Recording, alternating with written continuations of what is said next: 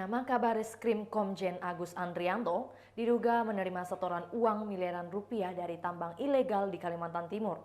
Agus Andrianto dilaporkan ke Propam Polri atas tuduhan terima setoran senilai 6 miliar rupiah. Komjen Agus Andrianto juga diduga membekingi sejumlah tambang ilegal di Kalimantan Timur.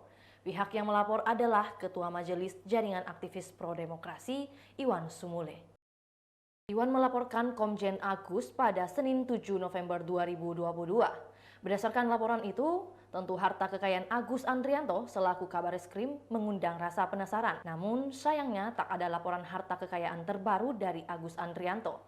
Terakhir, ia melaporkan hartanya melalui situs laporan harta kekayaan penyelenggara negara atau LHKPN pada November tahun 2016 atau saat ia menjabat sebagai Kepala Bagian Pengendalian Operasi Kepolisian Daerah Sumatera Selatan.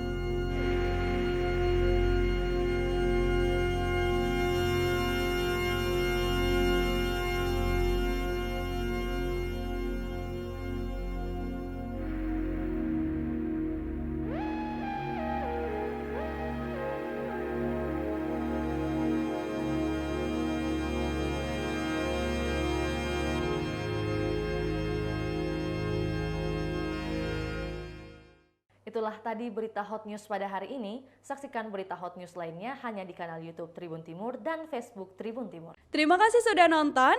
Jangan lupa like, subscribe, dan share ya.